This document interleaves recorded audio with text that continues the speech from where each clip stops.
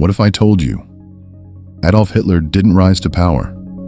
He was raised, not by destiny, not by the people, but by bankers, aristocrats, and global elites with a plan. We were taught that Hitler was a madman who hijacked a nation. But what if the real story is more terrifying? What if he was never the threat, but the result of one? Today, we're uncovering the shadow forces that built a dictator and why they could do it again. The year is 1919. Germany lies in ruins. After World War I, the Treaty of Versailles devastated the German economy. Unemployment soared. Savings evaporated overnight.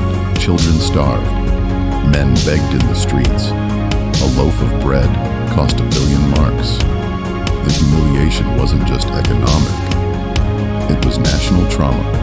And in that pain, someone prepared a stage. Then, almost out of nowhere, a figure emerged. A man with fiery speeches, with tailored suits, with microphones, newspapers, cinema reels. His name? Adolf Hitler. But here's the real question. How did a failed painter afford a national campaign? The people were broke, but someone was funding the propaganda. This wasn't a rise, it was a rollout. Behind Hitler's rise were names we're not taught in school. Union Banking Corporation. Prescott Bush, grandfather of U.S. President George W. Bush, was caught laundering Nazi funds. American banks, British aristocrats, secretive political clubs, all funneling money and media support to Hitler. Why? Because chaos creates profit, and Hitler was their perfect weapon. The Treaty of Versailles wasn't just punishment, it was provocation. Land was taken. Reparations crushed the economy. Pride was stripped. It radicalized a generation. Hitler gave that pain a face. It's the Jews. It's the communists. It's everyone but us. But the real question is, who gave him the microphone to say it? On February 27th, 1933, flames swallowed the Reichstag, the German parliament building. Hitler blamed the communists. Fear spread like wildfire. Days later, he was handed emergency powers. But what if it wasn't an attack? What if it was a setup? Many believe Hitler's men started the fire themselves, a false flag to justify dictatorship.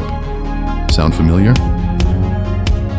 Hitler didn't just hate Jews, he hated communism. And that was exactly what the West's capitalist elite feared most. Stalin's Russia threatened global capitalism, so the elite picked their weapon carefully. A man who would destroy the Red Threat, even if he destroyed Europe in the process.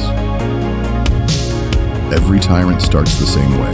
Collapse, savior, chaos, control. Create the problem, offer the solution.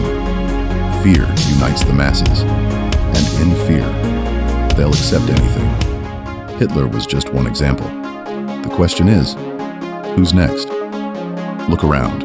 Mass surveillance, economic collapse, division by race, religion, and ideology.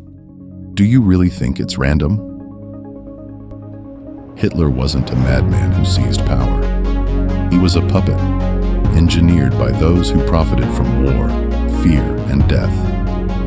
The same elites who financed his speeches financed the bullets too. They turned a broken nation into a battlefield. And now, they're writing the script again. This isn't about Germany, it's about power. How it hides, how it manipulates, and how, if we stay blind, it repeats itself. History doesn't repeat, it's rehearsed.